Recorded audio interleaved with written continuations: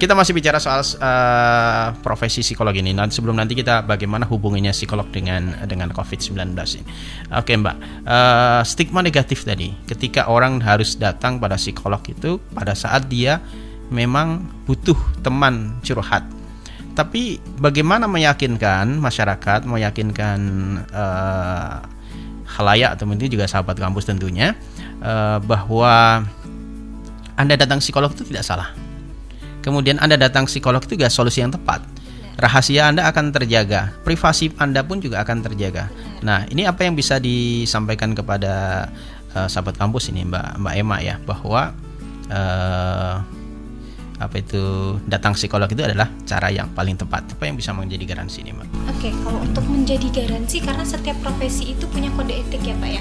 Jadi ketika kita disumpah menjadi psikolog atau ketika karena psikolog ini banyak orang menganggap bahwa S1 psikologi itu menjadi psikolog kayak gitu. Iya. Nah itu ternyata keliru kayak ternyata gitu. Keliru ya. Psikolog itu ketika dia mengambil S2 profesi baru bisa dikatakan S2 psikolog. profesi psikolog. Psikologi. Nah, baru itu bisa dikatakan psikolog. Jadi ketika dia sudah mendapat gelar psikolog ataupun dia di sarjana S1 psikologi, kita punya kode etik kayak gitu. Kita punya kode etik di himpunan kita bahwa memang ketika kita punya klien, rahasia itu bakal terjaga kayak gitu.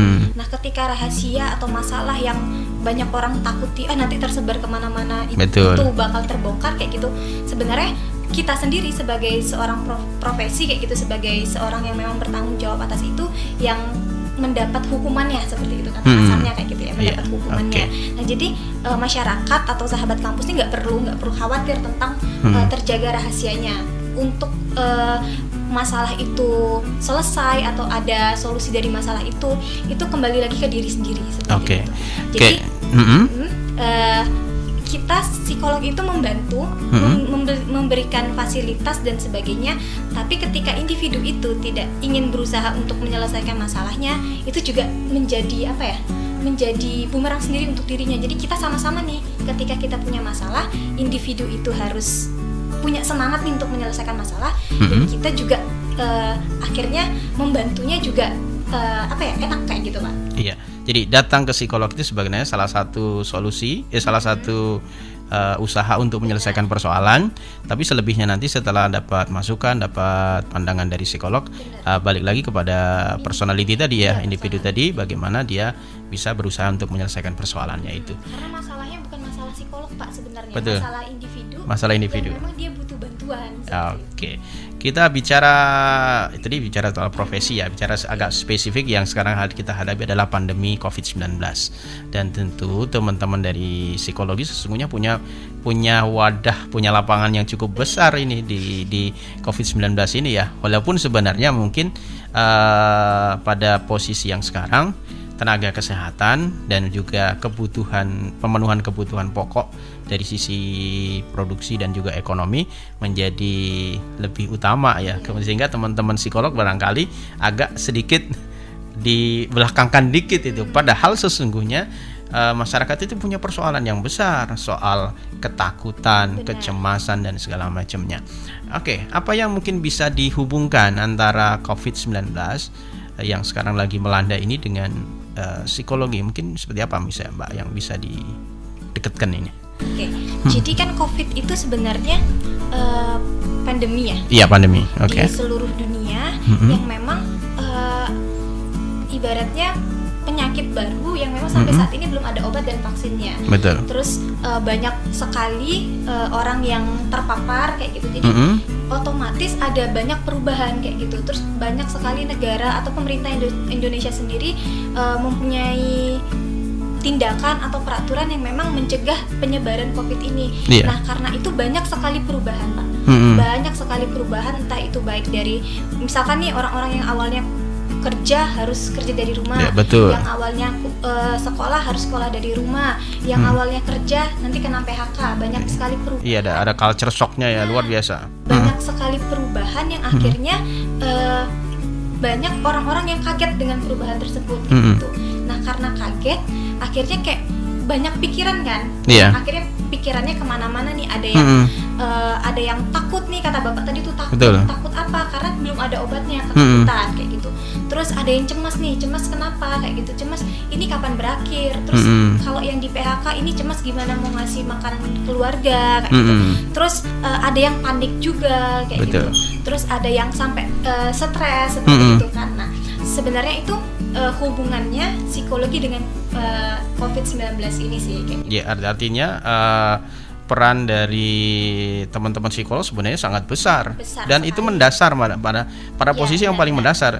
Apalagi kemudian kita mendengar juga ada informasi-informasi dalam suasana COVID ini, ada yang sudah di PHK, kemudian work from home, kemudian study at home dan segala macam. Lalu kemudian ada yang tidak kuat sampai bunuh diri, dan indikasinya memang ada walaupun secara tidak langsung dia berhubungan dengan COVID-19, tapi secara personal dia punya persoalan, baik itu persoalan pekerjaan, persoalan tekanan hidup dan seterusnya. Dan itu sudah cukup banyak juga melanda yang saat ini sedang terjadi gitu. Jadi apa yang mungkin Mbak Emma ingin sampaikan kepada masyarakat terhadap profesi ini berkenaan dengan COVID-19 ini? Kenapa muncul rasa cemas pada saat pandemi ini? Padahal kayaknya kan jauh-jauh sih sebenarnya. Masalahnya dulu di awalnya dari Wuhan, kemudian kenapa kok bisa orang itu bisa jadi timbul cemas sih, Mbak? Karena gini, sebenarnya cemas, takut, panik, sampai stres pun sebenarnya memang ada di diri manusia kayak gitu. Sebenarnya itu nggak masalah ketika itu tidak berlebihan, Pak. Iya. Okay. Kalau misalkan kayak di kondisi pandemi kayak gini ya, ketika orang nggak punya cemas, nggak punya ketakutan nih, itu malah orang acuh kayak gitu, jadinya jatuhnya akan acuh, tidak peduli dan sebagainya. Makanya kita butuh nih adanya cemas, butuh adanya panik, butuh adanya takut. Karena apa? Karena untuk mengontrol itu kayak gitu. Jadi kita punya ibaratnya remnya, ada remnya kayak gitu. Tapi porsinya pun juga harus tepat kayak gitu. Jangan berlebihan ya. Iya, porsi cemasnya harus jadi berlebihan. Artinya penting juga memanage rasa cemas, rasa takut itu penting juga ya. Benar, iya. Terus kenapa sih bisa cemas kayak gitu kan? Iya. Terus kenapa bisa takut? Karena sampai saat ini pun orang nggak tahu ini kapan berakhir kayak gitu.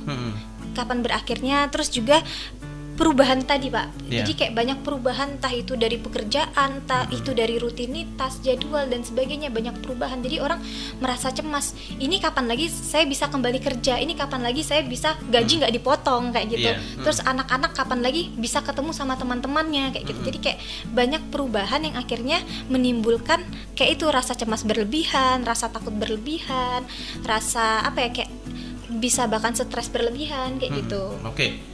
Ada parno yang mungkin sangat keterlaluan. Misalnya begini, karena kita dianjurkan dengan social distancing, physical distancing, lalu kemudian menjaga jarak betul, bahkan mungkin tidak mau berkomunikasi sama orang secara langsung. Itu kan ada pada individu-individu tertentu. Ada. Terus kalau yang meng-create ketakutannya sudah sampai sebatas itu, apa yang sesungguhnya terjadi pada dirinya itu, Pak? Jadi sebenarnya ketika kita cemas, balik lagi ya, segala sesuatu itu nggak ada yang baik ketika berlebihan. Makan pun ketika buka puasa kalau berlebihan begah perut, Pak, kayak betul. Gitu. Jadi kalau misalkan nih orang cemas berlebihan, kita kembalikan lagi ke dirinya. Apa yang bikin dia cemas berlebihan? Apakah karena berita yang terlalu banyak diserap kayak gitu, Pak? Akhirnya dia cemas berlebihan, ataukah kan sekarang banyak hoax ya, Pak ya? Betul. Nah, banyak hoax. Jadi pintar-pintar kita memilih berita mana yang memang akhirnya tidak menjadi sumber ketakutan, kecemasan, kayak akhirnya nggak mau ketemu sama orang sama sekali. Padahal kita tetap harus makan, harus beli beras, harus beli sayur kayak gitu. Jadi bagaimana kita menyerap informasi, menyerap anjuran pemerintah, menyerap aturan pemerintah itu yang memang baik dilakukan ketika memang membantu kita untuk memutuskan mata rantai COVID ini, tapi juga tetap sehat secara mental kayak gitu. Secara psikologis kita tetap harus sehat seperti itu. Oke, jadi takut itu sahabat kampus ya. Takut itu biasa. Hal yang normal dan manusiawi. Memanage rasa takut, rasa cemas itu yang paling penting, terlebih dalam COVID-19 ini. Nah, jadi jangan pula parnonya berlebihan, ngurung diri di kamar. Jadi kalau nggak gerak kan nanti juga jadi resikonya jadi balik. Termasuk ini perubahan budaya ini, Mbak Emma ya. Sekarang kan dulu kita misalnya kerja biasa berbaur dengan orang, berbaur dengan teman-teman, adik-adik kita yang sekolah itu biasanya berbaur dengan teman-temannya. Hari ini berubah total. Iya. Menjadi kesannya kan individualisnya akan muncul. Sangat muncul, sangat personality sekarang orang-orang dengan social distancing, dengan physical distancing. Dan pada titik kita akan kembali pada posisi yang normal nanti, itu sesungguhnya akan terjadi persoalan lagi, Mbak. Dari yang umum kemudian menjadi sangat terjaga seperti ini, perlahan nanti kita juga kalau kondisinya normal ya kan kita kembali juga. Itu kan ada persoalan juga. Benar. Gimana itu, Mbak? Jadi kembali lagi ya Pak, ketika kita berpikir itu bagaimana kita mengatur pola pikir kita, pandangannya harus positif kayak gitu. Ketika di pandemi kita harus apa-apa ibaratnya online dan sebagainya kayak gitu ya, sendiri dan sebagainya. Kan sekarang itu canggih ya Pak ya, kita bisa lewat video call lewat HP, bisa banyak aplikasi yang memang bisa kita ketemu walaupun tidak tatap muka langsung, tidak bersentuhan dan sebagainya. Nah itu kita gunakan dengan baik. Nah perubahan nanti ketika kita jarang ketemu akhirnya ketemu lagi, ketika kita lumayan intens nih berhubungan atau komunikasi dengan orang-orang yang memang misalkan nih anak-anak nih punya teman nggak pernah ketemu, yuk kita video call yuk kita teleponan yuk, seperti itu. Jadi ketika ketemu tidak kaku lagi seperti itu, nanti ketika ketemu tidak kaku lagi. Memang perubahan itu kita butuh adaptasi lagi, cuman effort untuk adaptasinya itu tidak terlalu besar seperti itu. Artinya pada posisi ini orang tua itu punya peran yang penting. Benar sangat Jadi, penting. Terutama pada anak-anak yang mungkin masih remaja, umurnya remaja ke bawah lah ya. Benar. Itu harus betul-betul menjaga intensitas komunikasi dengan teman-temannya. Jangan sampai kemudian dia bosan di rumah, tidak ada teman yang mungkin main, tidak ada teman sebayanya yang berinteraksi. Tapi usaha orang tua salah satunya tadi misalnya video call dengan teman-temannya, itu juga bisa membangun komunikasi pada saat pandemi ini gitu ya. Saling memberi dukungan sih Pak, lebih tepatnya kayak gitu. Oke. Itu kalau dari sisi rasa cemas. Iya benar. Nah kalau acuh, nah ini gimana tuh ya? Nah ini kan yang jadi persoalan kita di lokal kita kayaknya gitu ya. Iya. Kesannya bahwa memang secara jumlah korban, jumlah penderita COVID-19 ini juga dibanding dengan jumlah penduduk Bengkulu mungkin nggak seberapa. Lalu kemudian penambahannya juga tidak signifikan. Lalu kemudian ya kembali ke semula seperti layaknya tidak ada COVID gitu. Nah ini gimana itu ngatasinnya, Mbak? Jadi ya tadi ya, kalau misalkan kita nggak punya rasa takut juga di dalam diri, kita nggak punya rasa cemas, nggak punya rasa panik, juga sebenarnya salah juga. Ketika kita nyebrang, kita nggak punya takut, kita nggak lihat kiri kanan, bakal ketabrak Pak, seperti itu. Nah sama seperti di kondisi pandemi kayak gini, ketika kita nggak punya takut, ketika kita nggak punya rasa cemas, oke lah kita menganggap diri saya sehat nih lah, nongkrong nih di kafe kayak gitu, main nih ke Pantai Panjang kayak gitu kan, saya sehat kok, nggak apa-apa dan sebagainya. Ya kita harus membangun kesadaran di diri kita sendiri kayak gitu, bahwa ketika kita sehat mungkin orang lain bakal tertular lewat kita kayak gitu. Jadi kayak bagaimana kita sebagai makhluk sosial, kita tetap menjaga diri kita sendiri dan juga kita menjaga orang lain seperti itu. Oke lah diri kita sehat, cuman kan kita nggak tahu apakah kita dari luar ini membawa virus atau tidak. Terus ketika kita nggak mau pakai masker seperti itu kan nanti akan menyebarkan virus ini atau enggak. Di Bengkulu, oke lah di Bengkulu baru 14 nih yang positif kayak gitu kan. Tapi kita nggak tahu nih, maksudnya kita nggak tahu dari 14 itu apakah masih akan terus bertambah atau seperti apa ya. Maunya sih tetap seperti itu ya Pak ya. Cuman kan kita tetap harus waspada, harus ibaratnya preventif kita seperti apa, pencegahan kita seperti apa. Kalau nggak dimulai dari diri sendiri, siapa lagi yang mau mulai? Oke, sahabat kampus, nanti kita akan bicara bagaimana kesadaran posisi diri kita, apakah kita ini sebagai carrier, sebagai pembawa virus, atau teman-teman yang mungkin baru balik dari perantauan dan dia mesti harus mengisolasi diri, dan itu butuh kesadaran. Benar. Dan juga dorongan dari masyarakat sekitarnya, keluarga terutama. Dan bagaimana caranya, nanti kita akan perbincangkan selepas ini. Iya, sahabat kampus, kita masih bicara soal COVID-19 dan dampak psikologi bagi masyarakat, dan saya masih bersama Mbak Emma. Tadi kita menyinggung soal carrier, Mbak ya. Iya, benar. Carrier, kemudian juga teman-teman yang hari ini mungkin kuliahnya di luar, kemudian balik ke Bengkulu, walaupun sekarang kayaknya sudah semakin ketat, makin nggak bisa masuk. Kemudian mereka harus mengkarantina diri 14 hari, tapi biasanya nggak betah juga mengkarantina itu. Benar. Termasuk orang tuanya Nggak tahan ya, Pak? Iya, orang tuanya nggak tahan. Satu, yang kedua ada stigma negatif juga. Kok anak saya kok dianggap sebagai pembawa virus, padahal dia sehat-sehat aja, fisiknya kuat-kuat aja. Ini gimana nanggapinya nih, Mbak? Oke, jadi memang di COVID sendiri ini memang ada stigma sosial yang cukup negatif ya Pak, dari betul. masyarakat. Terus ada perilaku diskriminasi kayak gitu. Jadi ketika orang-orang pulang dianggap wah bawa penyakit dan sebagainya, Nah, carrier ini kayak ya. gitu.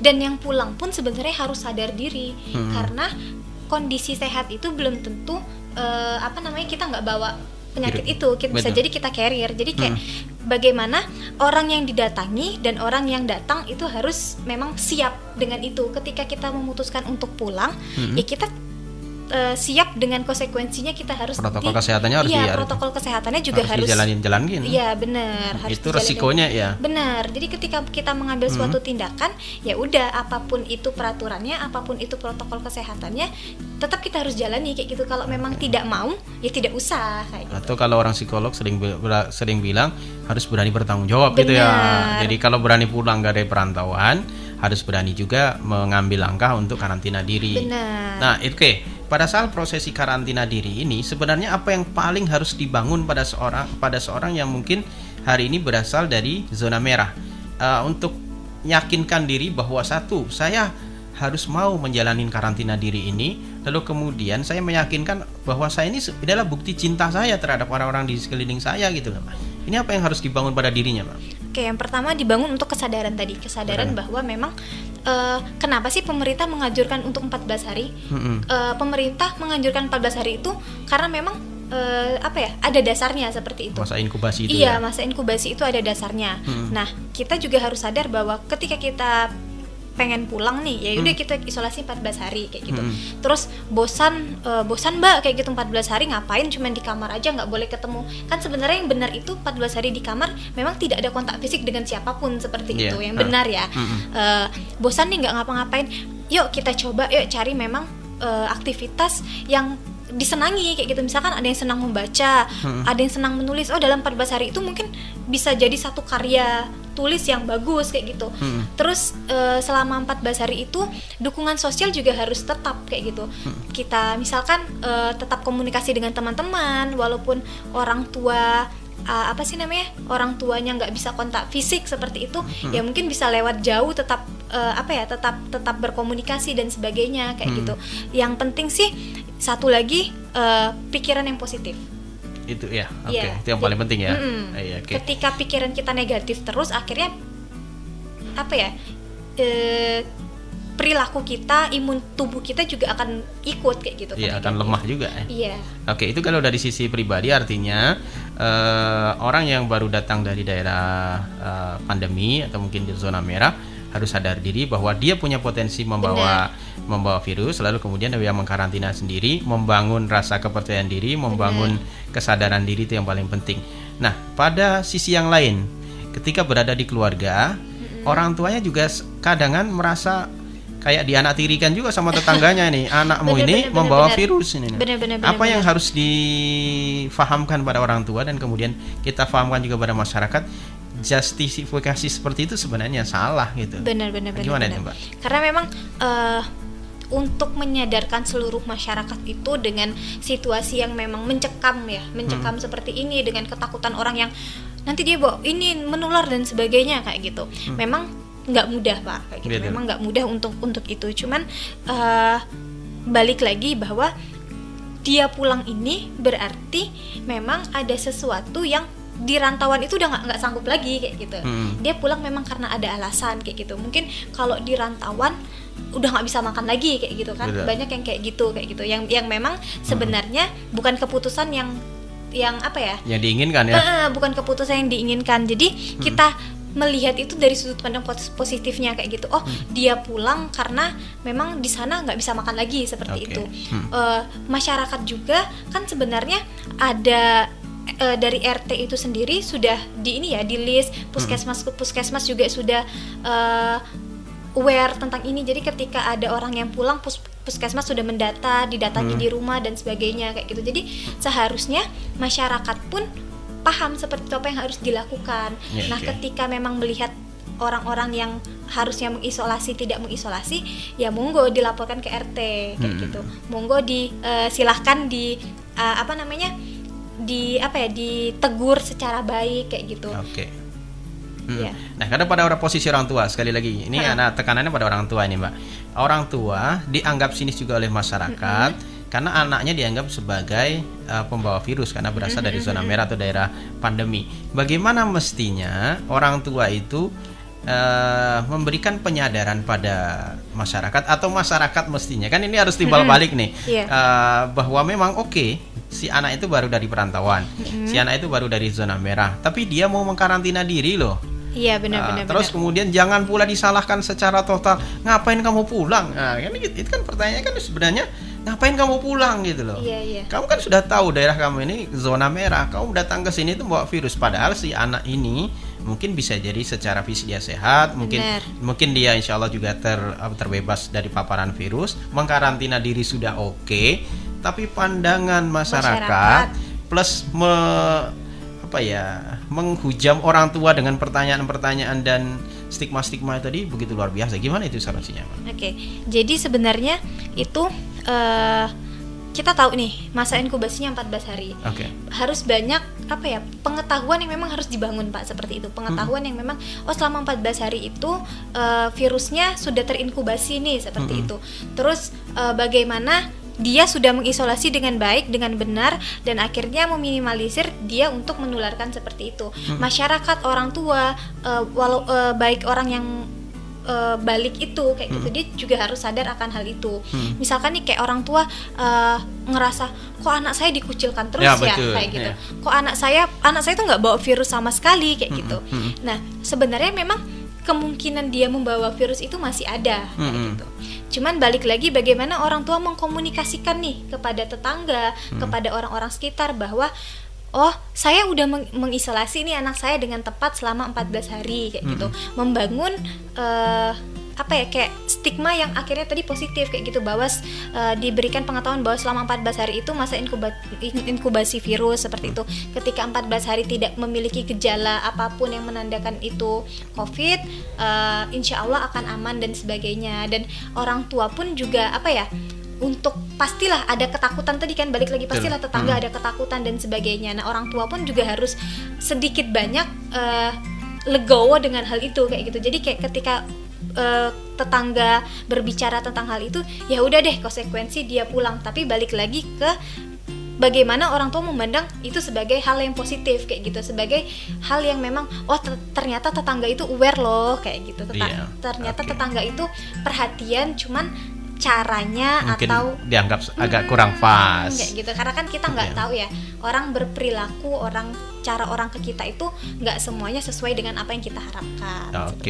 Itu pun juga harus kita sadarkan juga tuh, Mbak Emma ya, bahwa kalau di informasi terbaru dari Kementerian Kesehatan kan juga bahwa orang yang penderita dan kemudian dia tidak sadar dan tidak sadar diri menggunakan masker, sebenarnya 75% dia punya potensi untuk menularkan kepada yang sehat.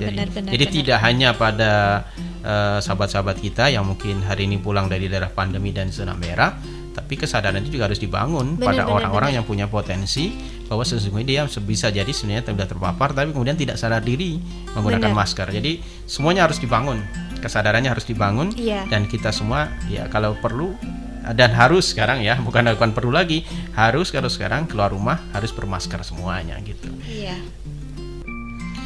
Ya, masih bersama Mbak Emma, kita akan bicara dan mungkin di sesi akhir kebersamaan kita ini, Mbak Emma ya, setelah menyapa-nyapa sahabat kampus dengan beragam model yang harus dilakukan, termasuk juga membangun kesadaran ya.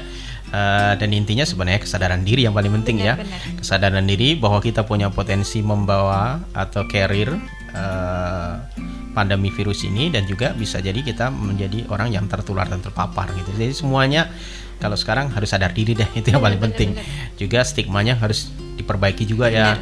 Jangan kita merasa sangat parno sekali, sangat takut sekali, tapi jangan pula merasa wah kita hebat nih ya. Sedikit mengkuliah cuma 14 orang. Nah, dia itu jangan pula seperti itu. Oke.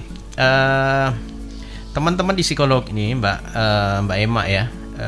Ini tergabung misalnya dalam organisasi apa yang mungkin bisa diberikan pada sahabat kampus ini? Oke, jadi ada HIMSI namanya, itu Himpunan Psikologi Indonesia. Itu kayak apa ya, himpunannya orang-orang yang memang sudah tamat S1 psikologi, psikolog ataupun yang baik itu orang-orang yang memang S2-nya psikologi, sains dan sebagainya terhimpun di sana. Nah, ini sebenarnya ada good news nih, Pak. Jadi kayak pemerintah nih resmi meluncurkan layanan psikologi untuk sehat jiwa atau sejiwa sebagai respon dan dampak holistik pandemi COVID-19 ini. Jadi kayak untuk sahabat kampus nih yang ngerasa punya masalah kayak rasa takut, cemas, berlebihan dan sebagainya yang dikarenakan pandemi ini bisa nih menghubungi 119 lalu tekan 8. Itu 119 tekan 8. Nah, itu memang dari pemerintah yang memfasilitasi itu untuk teman-teman bisa curhat ke psikolog ataupun relawan-relawan psikologi yang memang bisa menangani masalah-masalah dan membantu masalah-masalah sahabat kampus. Oke, yang kedua ada PDSKJI. Apa itu? Kalau PDSKJI itu Perhimpunan Dokter Spesialis Kedokteran Jiwa Indonesia. Jadi HIMSI sama PDSKJI ini ada himbauan nih dari HIMSI sama PDSKJI ini, di mana menghimbau dalam situasi pandemi ini yang yang sebenarnya dibilang membaik belum terlalu membaik, dibilang belum membaik sebenarnya sudah ada kemajuan. Ada progresnya ya. Jadi untuk yang karena ini kan dia berpotensi membuat kesehatan mental masyarakat terganggu ya Pak ya. Jadi ada 3 tips nih dari HIMSI sama PDSKJI ini. Sebelum tips Mbak. Oke, sebelum tips. Jadi teman-teman yang tergabung di HIMSI tadi, Himpunan Psikologi Indonesia tadi, itu bisa menerima curhat lewat 119 tekan 8. Sebenarnya bukan HIMSI aja sih, sebenarnya ini Kementerian Kesehatan yang memfasilitasi, pemerintah yang memfasilitasi. Nah, HIMSI juga terlibat dalam. Oke. Biasanya kalau mungkin yang sudah pernah curhat sama Mbak Emma ini, apa yang paling dicurhatin? Apakah misalnya begini? Dulu ketika awal-awal diadakan work from home dan segala macam itu, ada sebuah kecemasan. Mungkin orang yang punya penyakit asma misalnya, itu ketakutannya luar biasa waktu itu. Benar. Mau keluar rumah takut segala macam, ada cemasannya berlebihan karena anggapannya pandemi itu luar biasa. Benar. Tapi berjalan waktu ke belakang semakin hilang. Benar. Semakin hilang.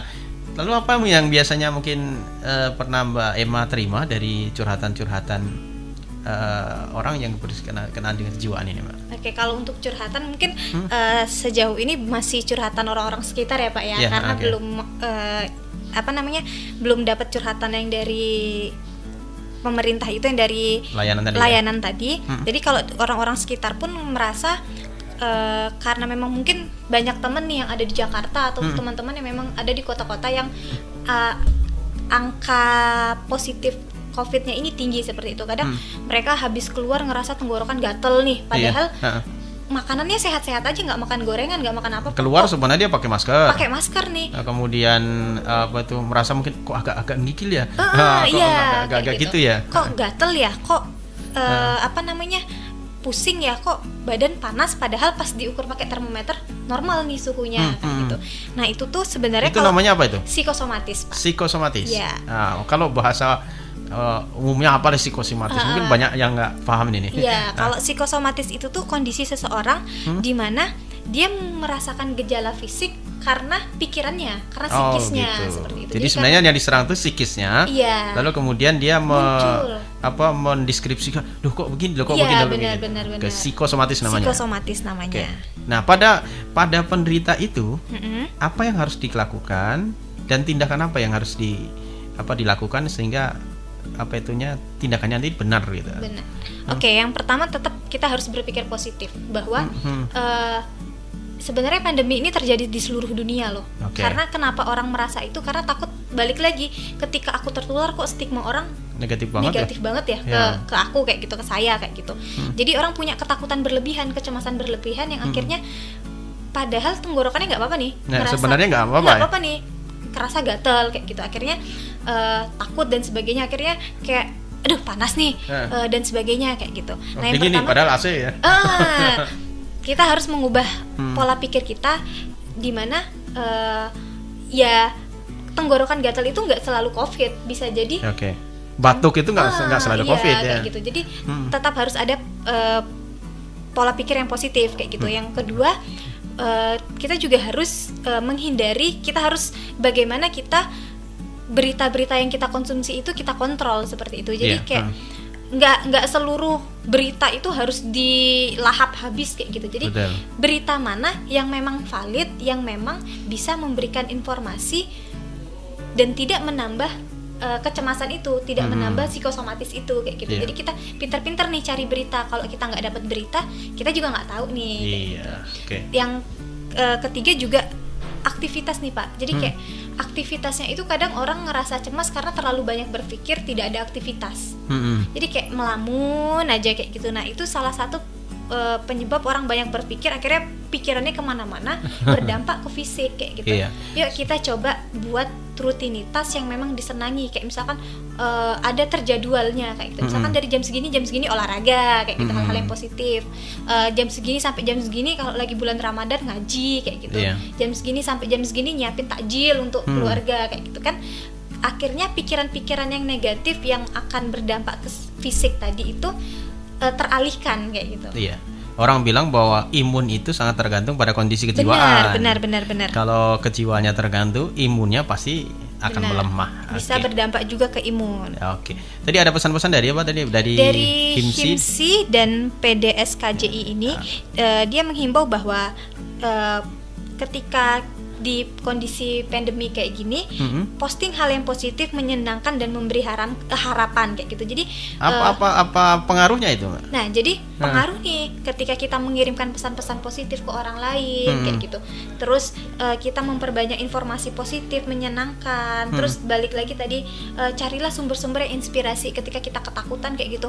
Oh, mungkin ada ODP atau PDP yang memang dia bisa menceritakan hal-hal yang positif ke kita kayak gitu Pak. Ketika hal-hal positif itu sebenarnya menular. Nah, ketika orang selalu berpikir positif dan sebagainya dan dia transferkan ke orang lain yang ditransferkan itu juga bisa berpikir juga positif. Jadi kayak gitu. Jadi kenapa HIMSI dan PDSKJI ini kayak menghimbau bahwa yuk posting yuk hal-hal yang positif yuk, yang menyenangkan yuk, berikan harapan yuk ke orang-orang bahwa ini tuh memang terjadi kayak gitu, memang terjadi, namun berpikir positifnya harus lebih gede ya. Itu pun juga sebaliknya, kalau kita banyak berpikir negatif itu juga akan berpengaruh terhadap kejiwaan kita. Jadi dorongannya adalah berpikir positif, pemberitaan yang positif, sesuatu yang mungkin bernilai positif, itu akan membangun stigma positif dalam diri dia dan kejiwaan kita. Yang berikutnya apa nih Pak? Terus saling memberi dukungan dan bantuan nih Pak. Dukungan dan bantuan ini nggak harus kayak kita ngasih sembako kayak gitu. Mungkin orang berpikirnya kayak gitu sekarang. Ngasih sembako, ngasih masker ke orang-orang kayak gitu, ngasih uang dan sebagainya. Dukungan dari teman-teman psikolog ngasih saran itu sekarang nggak dianggap itu. Kan kesannya kan kayak gitu. Padahal yang dibutuhkan sekarang misalnya sembako dan macam. Padahal itu juga sangat penting itu Mbak. Benar. Dukungan kayak misalkan nih temennya ditelepon, menjalin komunikasi yang baik dan sebagainya, memberikan semangat tadi. Nah itu salah satu bentuk dukungan. Jadi balik lagi ke individu, bagaimana dia bisa memberikan dukungan sebatas mana. Ada mungkin yang bisa memberikan dukungan secara finansial, ada yang memberikan dukungan secara psikologis kayak gitu. Dukungan psikologis kan bisa memberikan semangat, memberikan hal-hal yang positif, membagikan hal-hal yang positif kayak gitu. Jadi kayak saling memperkuat aja dukungan dan bantuan antar sesama teman. Terus memperkuat juga Pak kesadaran bahwa kita itu bersama kayak gitu. Oke. Dalam situasi yang pandemi seperti itu ini sama-sama bukan, kita. Ya, bukan kamu sendiri nih yang ngerasakan hal yang seperti itu. Seluruh dunia, bahkan bukan Indonesia, seluruh dunia merasakan hal ini seperti itu. Jadi yang pertama tadi berpikir positif, yang kedua adalah saling memberikan dukungan dan bantuan. Yang ketiga ini impikan bencana akan berakhir. Oke. Kenapa masih harus berpikir begitu? Jadi kayak kita apa membangun stigma yang ingin dibangun ketika kita memimpikan bahwa ini semua bisa berakhir? Nah, ketika kita berpikir untuk bencana ini akan berakhir, pasti berakhir. Jadi kita berpikir untuk iya ya, ini akan berakhir. Apa yang harus kita lakukan setelah ini berakhir? Apa hal-hal yang positif yang akhirnya membangkitkan kita untuk tetap kuat menjalani situasi-situasi yang genting seperti ini. Terus diimpikan bencana akan berakhir ini juga kita disarankan untuk merelaksasi diri kayak gitu. Mungkin banyak nih teman-teman bisa cari teknik-teknik yang gampang untuk merelaksasi diri, misalkan mendengarkan musik atau ketika ngerasa benar-benar takut cemas bisa mengambil nafas seperti itu selama 10 detik. Juga bisa melatih emosi positif dengan mencari sisi baik dari situasi ini. Jadi oke lah kita menghadapi situasi yang seperti saat ini, cuman kita harus lihat ada sisi positif yang baik dari kondisi seperti ini. Misalkan nih sama keluarga akhirnya kumpul, yang nggak punya waktu sama keluarga kayak gitu. Oke, jadi apapun situasinya, segenting apapun dan senegatif pun gambaran terhadap pandemi ini, sebenarnya sisi positif bisa diambil ya. Salah satunya adalah berkumpul bareng sama-sama keluarga, memperbanyak waktu untuk familinya dan seterusnya gitu ya. Beribadah juga lebih banyak waktunya. Ya, oke. Dan yang paling penting membangun stigma positif dalam diri. Oke. Apa yang ingin pesan-pesan yang ingin Mbak Emma sampaikan pada sahabat kampus dan juga masyarakat Bengkulu nih, khususnya terhadap pandemi ini dan juga ya psikologi masyarakat yang harus dibangun juga. Oke, jadi untuk sahabat kampus semua di sini, kita nggak sendiri nih ngejalanin ini kayak gitu. Kita nggak sendiri karena ini pandemi yang terjadi di seluruh dunia. Kita harus membangun stigma positif, kita harus saling dukung. Dimana ketika kita bersama-sama menghadapi ini akan terasa lebih ringan seperti itu. Tetap bangun pikiran yang positif, melakukan aktivitas-aktivitas yang positif juga seperti itu. Dan untuk sahabat kampus yang memang merasa punya masalah terkait dengan pandemi ini, misalkan cemas, takut dan sebagainya, ya silahkan hubungi 119 lalu tekan 8, itu layanan dari pemerintah yang mungkin sedikit banyak bisa membantu nih masalah psikologis dari sahabat kampus semua. Oke, terima kasih Mbak Emma atas waktu dan juga sharingnya di pagi hari ini ya. Yang pasti sahabat kampus bahwa semua pihak itu punya peran, punya kontribusi yang sesuai dengan kapasitasnya masing-masing. Yang punya finansial yang besar silahkan membantu dengan kekuatan finansialnya, bisa sembako dan segala macamnya. Teman-teman psikolog sebenarnya juga punya potensi yang sangat besar untuk membangun dan memberikan penguatan pada kita di masa pandemi ini. Jangan dinilai bahwa nasihat itu sebagai sesuatu yang mungkin terlalu luber dan segala macam tidak berguna, tapi ini menjadi satu basic bahwa pemahaman kita dan penguatan jiwa kita. Dan orang selalu bilang bahwa sistem imun itu akan dibangun dari jiwa yang sehat. Jadi itu yang pasti. Kalau kita memandangnya ini sebagai sesuatu yang bisa membangun diri kita dengan positif, insya Allah semua akan bisa berakhir. Dan yang menarik tadi dari pesan dari HIMSI tadi adalah memimpikan bahwa pandemi ini akan berakhir. Itu yang paling keren itu kayaknya Mbak Emma, bahwa dengan kita membangun mimpi ini bahwa ini akan berakhir, maka insya Allah sifat-sifat dan karakter positif itu akan muncul pada setiap individu. Karena yakin bahwa ini akan berakhir, daripada kita berpikir ini kok nggak berakhir, jadi negatif terus pandangannya, lalu kemudian kita terlalu parno, terlalu takut, lalu kemudian mungkin mengisolasi diri berlebihan, lalu kemudian tidak ada hal-hal positif yang terbangun dalam diri kita. Sekali lagi terima kasih Mbak Emma ya. Dan mudah-mudahan bisa bermanfaat buat kita bersama dan sahabat kampus. Demikian sesuatu yang bisa kita berikan untuk sahabat kampus semua. Yang pasti sekali lagi, karantina diri itu penting, tapi membangun komunikasi itu juga penting, karena kita ini makhluk sosial, tidak pacak hidup sendiri, semuanya harus membangun komunikasi dengan orang lain. Pandemi boleh terjadi, situasi pandemi itu harus diantisipasi, disikapi, kalaupun kita tidak bertemu muka, tidak bertemu dan kita tidak berkumpul secara fisik, tapi alat komunikasi dan alat-alat komunikasi masih harus dipergunakan ya. Video call itu menjadi solusi. Peran orang tua sebagai kontrol diri di rumah itu juga penting, karena semuanya juga akan berpengaruh positif pada diri kita. Jadi kita masih harus akhiri kebersamaan kita. Billahi taufiq wal hidayah. Assalamualaikum warahmatullahi wabarakatuh.